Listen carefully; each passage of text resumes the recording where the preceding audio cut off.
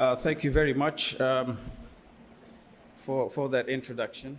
My title, as you can see, is Husayn is Husayn, so what is the need to exaggerate?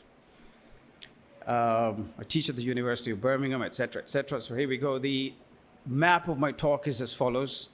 I'll introduce it briefly. Then I'm going to talk about the Gandhi attributions, some of them, the Mandela attributions. I'll talk very, very briefly about the Malay revolt. And then I will illustrate how some of this can lead to, is likely to lead to disservice towards the message of Imam Husayn alayhi salam or the purpose of Islam as a whole. So I'll refer to, without naming the person, a theologian's work, as well as to a Shia chat that I had. Then I'll draw a conclusion. Please bear in mind that, can I get some water, somebody, please? Thank you. Please bear in mind that you could consider this as work in progress. It's not complete. Number two, I'm very happy to be informed, to be updated about something that I've miscued. It may be the end of my paper straight off, but there we are. That's part of why we attend conferences sometimes. So the introduction is as follows. How did I want to talk about this? Back in 2005, I was in Kitchener, Canada. I was in Kitchener, Canada, attending a majlis, and a person from Michigan had been invited to talk at an Imam Barga there. And he'd mentioned that Gandhi as well as Mandela were inspired by Imam Husayn alayhi salam, and I didn't know that. In particular, I did not know about the Mandela bit. So I decided that one fine day I'm going to start investigating for myself, just to see it with my own eyes, whether that was true. The other aspect is it became somewhat part of my PhD project. My PhD is in creative writing, which included two elements. One is, or was, about writing a novel. So that was the creative element, and the other was, or is, about writing the critical element related to the novel. Now, whatever Dr. Mondal was talking about is the reason why I undertook my PhD project. It was so that I could be more proactive rather than waiting for others to fill a gap, or to try and talk about or deliver a side of the story of Husayn from the eastern side, rather than from either, you want to call it the, thank you, you want to call it either the Orientalist or the Western view, that's up to you.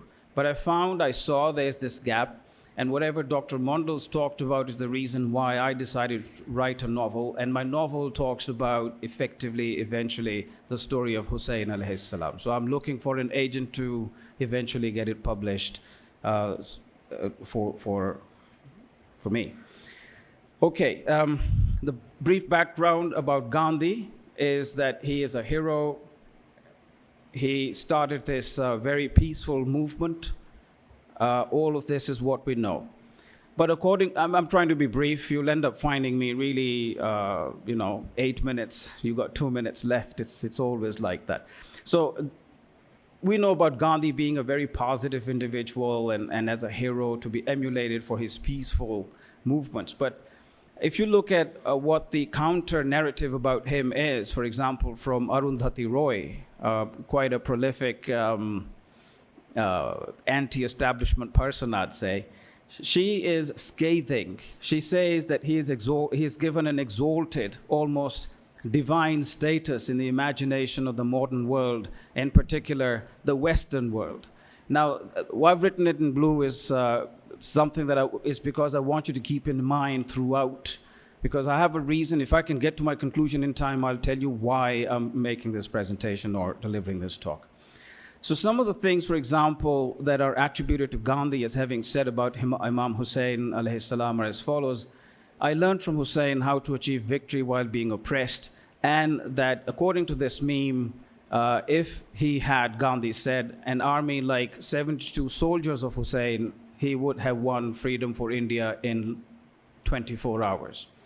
So I thought I'd try and find out and see for myself, but for the life of me, so far, I have been unable to find any source where these two have been stated as is. Now, the first highlight that you see is most likely a paraphrase, but it's not a direct quote from Gandhi as it is represented. But what Gandhi did say, truly, so I've looked at his biographies, his autobiography. I've also looked at the collected works of Mahatma Gandhi. So in the CWMG, Collected Works of Mahatma Gandhi, I found about 6 quotes in which Gandhi does refer to Imam Husayn as well as Imam Hassan alayhi salam, as Dr. Jones has said in his presentation early in the day.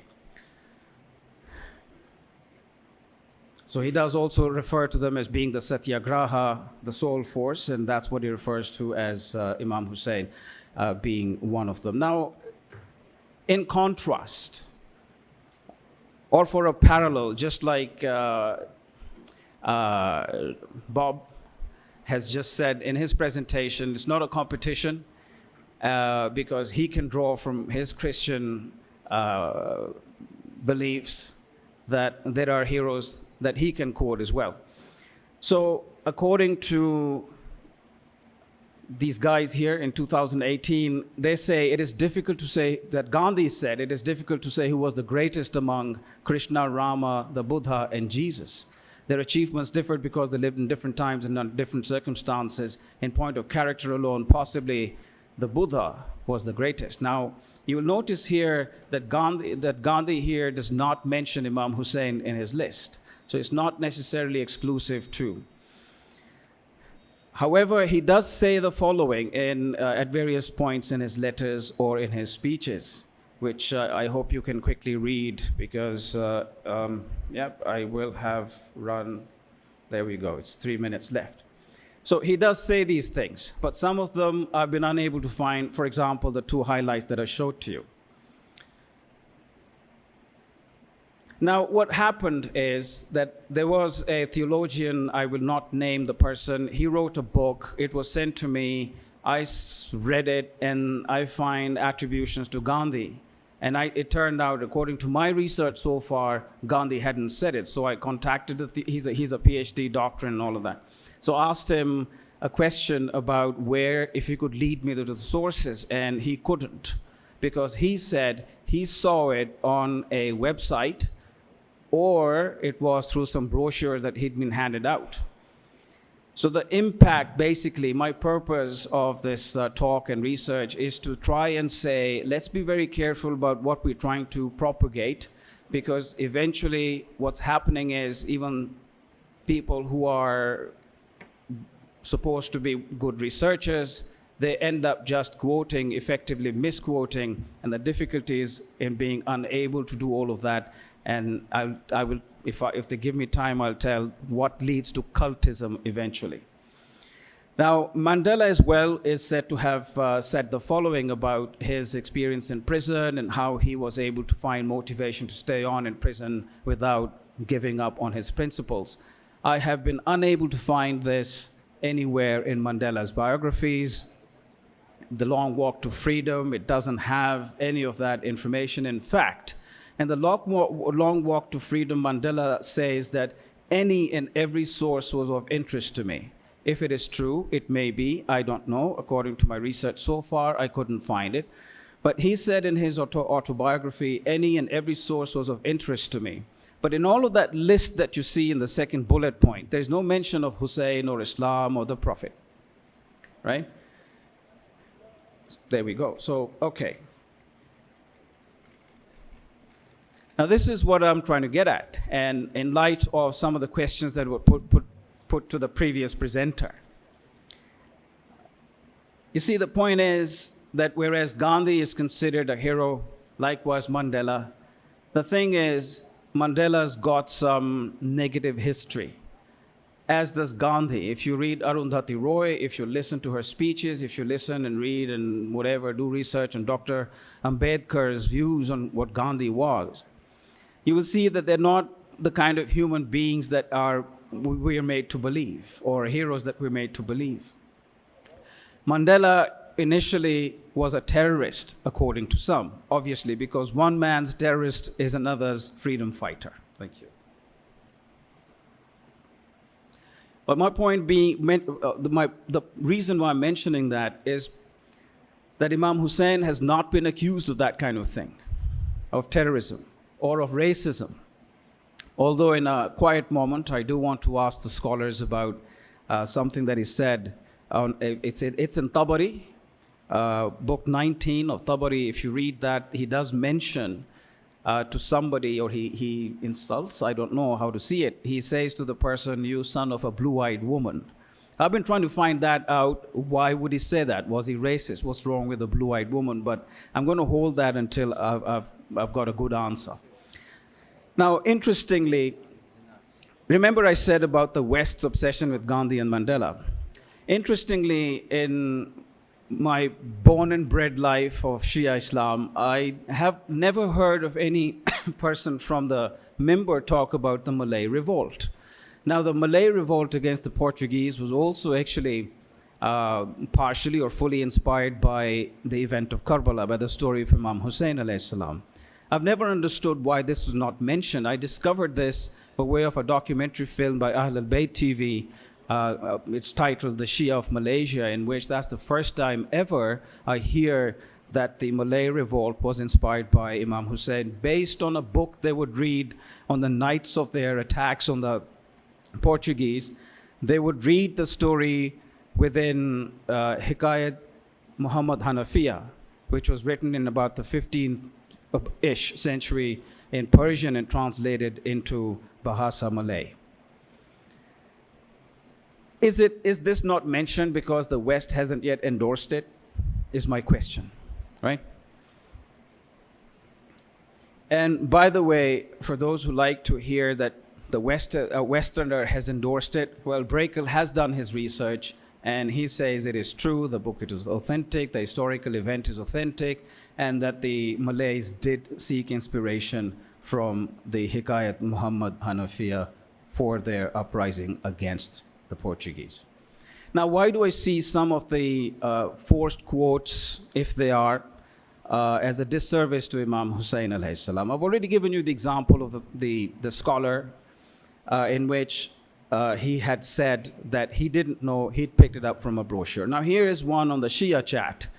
Somebody in 2014 had written, "I was wondering if someone could provide an academic source for the quote, 'I have spent more than 20 years in prison,' the Mandela quote, if you can remember." And he asked this question. It is attributed to Nelson Mandela, but what proof do we have? So in 2022, about 8 years on, a response is given effectively, because some people in between had asked the question, they had not been answered, but somebody began to respond in earnest on June 9, 2022. I've obviously anonymized them. He said, "I have researched the Nelson Mandela book, Long Walk to Freedom, and I don't find the words Husayn or Kerbala, neither do I find the words in Gandhi's autobiography. Although in Gandhi's biography, you do see some, as I've displayed to you, some of the quotes." HS is myself. So on July 24, 2022, I say, "No, it's not there in his autobiography, Nelson Mandela's Long Walk to Freedom. It's not there either, because I've tried to scour through it. I couldn't find it." And Islam is mentioned only once in Mandela's book, and that too as an adjective. Muslim is mentioned twice. Muhammad, either of those variations, not even once. The word Imam, not once. Any variation of Imam Husayn's name, not once. Not even the phrase, "I have spent more than 20 years in prison." So I've tried to do my research asking people around, and I was eventually inspired to ask a Top Gun based in South Africa, from the Cultural Center, Khana-e Farhang Iran, and all of that. And he told me that it was quoted in an Iranian Farsi newspaper in the 90s in an interview with an Iranian journalist. I tried to find that out as well. I couldn't. So then on May 25, 2020, sorry, that should be 22. Or is it 23? Yeah, 23. So somebody responds by saying, "Salam, whether being an Iranian quote from a Farsi newspaper or not, it's a good and inspirational quote anyway. This one about Mandela.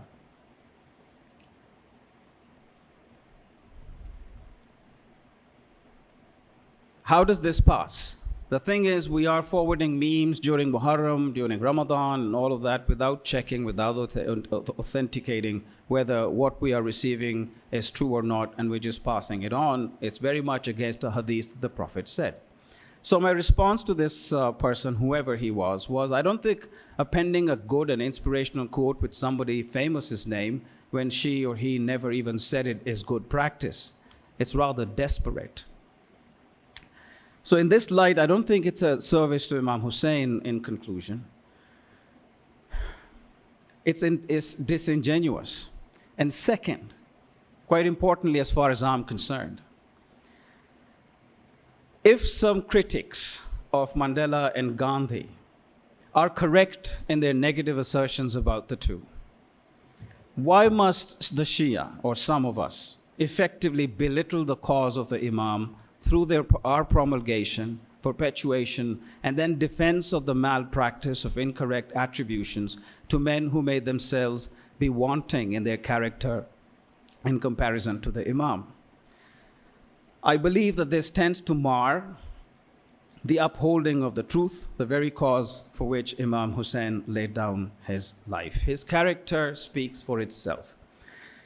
My point being further the following.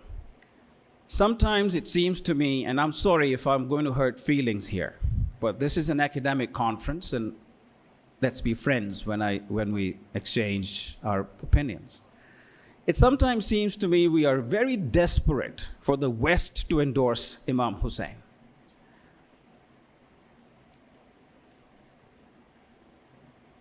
Husayn is Husayn. You judge him, you talk about him on his own merit, whether Gandhi might have said something about him or not. I believe it belittles why. If and when it turns out that some of the attributions are incorrect, the effect that it has on the Muslim, the non-Muslim, the Shia, non-Shia, to me, in my experience, is rather negative. It is counterproductive because they're saying that if this is what you do, that how much of the rest that you're telling is factual, truthful, honest, authentic, or not. So let's depend on ourselves and be our own producers of the story of Husayn as authentically as we can, without the need to exaggerate. I'm not sure if we are, I am allowed to talk about 30 seconds, sorry. Okay, 1 minute, brilliant. I'm not sure, and you can censor this, please. Mutahari's Hamasai Husseini, you see. It's got, I think, 18 points about exaggerations told in the story of Kerbala. We tend to ignore that, and we continue through the mimbar, some of us, to talk about the story of Imam Husayn in exaggerated form. I think that's a disservice. I believe I should conclude before I begin my next sentence and put myself in further trouble. Thank you for your attention. And these are my references. I'm sure the lady there would be interested in my references. So here, the lady with the green scarf. Yeah. Yeah, I've got my references here. Okay, plentiful. Okay. Thank you for listening. If you have any questions, Thank please you very feel free to much, ask. Dr. Hassan Sheikha, for You're this welcome. nice presentation. Yes, please, any question from our attendees? Please, there's a question from Dr. Diya. Thank you very much, Dr. Hassan, for your presentation. Actually, the title, Husayn is Husayn, so what is the need to exaggerate? Do you think that the title of the paper is quite relatable to the body or to the content? This is the first point. The second point, are you trying to suggest or to say that Imam Husayn is great And there's no need to pay attention, for example, to what is said by Gandhi or Mandela. Is that your main argument? The second question I couldn't understand. Could you repeat? I mean, please? do you want to say that Husayn, Imam Husayn is great, and there is no need to pay attention to what is said by Gandhi and Mandela? Thank you. Okay, the second question first. No, that's not what I'm saying. What I'm saying is when some quotes are probably concocted and then attributed to famous personalities to draw attention, it would be very much like this.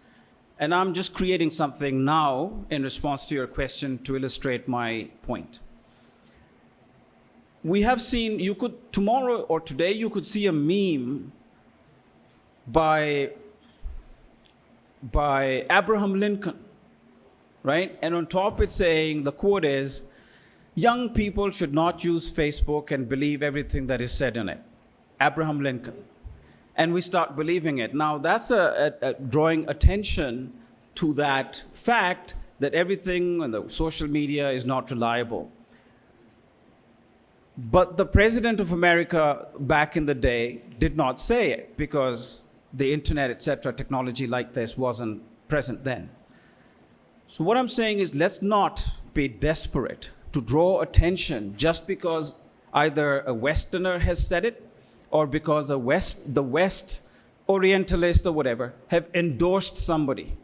And therefore, we should now start attaching quotes to draw attention and say, aha, look, even the West is saying it, so we are great. Just like some of the questions that were put to the previous speaker. We're looking for an endorsement, you know? So we should go for it or look at our stuff here on its own merit. To answer your first question, is the title fully relevant to what I've spoken about? Yes and no, because there's only, my excuse or reason is the same. There's only so much time in which we can talk about this. In 10 minutes, I've taken more. Thank you very much for that. But there's only so much one can convey and relate, unfortunately. Okay, thank you very much, Dr. Hassan. Thanks.